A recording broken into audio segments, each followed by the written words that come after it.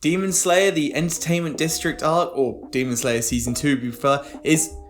Well, actually, I was going to say it's finally out, but it's been out for quite some time now. I've done reviews for both Season 1 and the movie. I'll link them in the description below, or in one of these cards, I think. I don't quite know how it works yet. And I've only just got around to watching this season, which takes place after the first film, Mugen Train. I'll keep this relatively spoiler-free, but you should almost definitely watch the first season of the movie if you haven't, and then come check this review out afterwards, and the others if you want to. So let's dive into Season 2. Surprisingly for me, which sounds really silly saying this out loud, I didn't expect this to take place literally straight after the end of the first film. I don't know why, I just expected a short time skip per se. But we open up with a proper epilogue to the events of what happened in the film, and with the, spoiler alert, death of the Flame Hashira. And I liked that. It was a good way to start out the season, you know? 2 years since seeing that movie on screen, and it still gets you pretty teary-eyed. And then we jump into what is essentially Season 2, meeting the Sound Hashira and investigating the mysterious disappearances amongst the Entertainment District. This is probably going to sound over the top, but I'm in no way overselling this when I say that this season has produced some of the best animation I've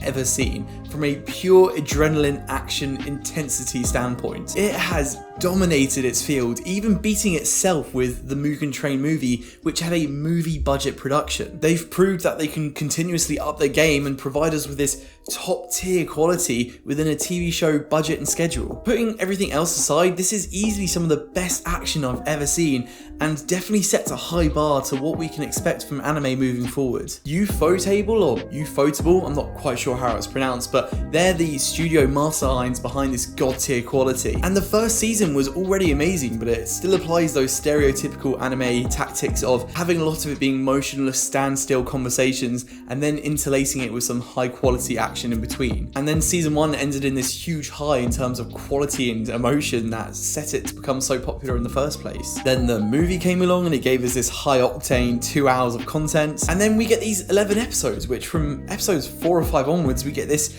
consistent butt-clenching insanity. Usually the finale is the most remarkable part, and it tends to be the bit that you continuously go back to YouTube to watch over and over again, but there are arguably so many different bits throughout this whole season which could have been labelled the best fight. It's hard to definitively say what the standout moment of this show is because there's so many of them. I binged this in 2 days and it just felt like there was absolutely no moment of rest, constant tension and constant enjoyment from the artwork in front of me. And funnily enough, that will link very much into the storytelling of the film as well, which I also want to compliment.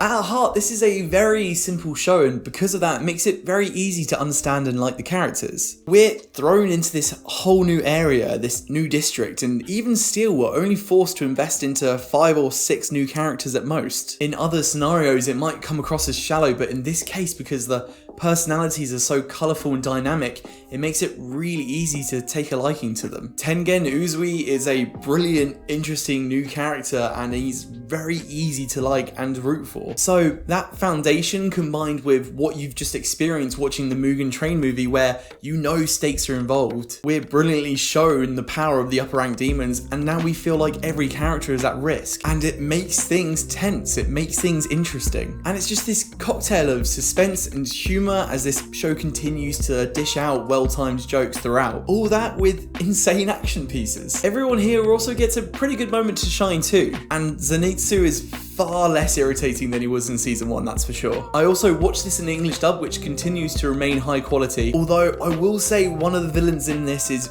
very irritating to listen to, and he does sound a lot better in his Japanese dub counterpart. But this show is very quickly risen to become one of my favourite animes, and I'm just very excited for Season 3. So, high praises. Demon Slayer Season 2. Have you already seen it? If so, let me know what your favourite moment was down in the comments below. If you enjoyed this review, please feel free to leave a like and subscribe, it always helps me out.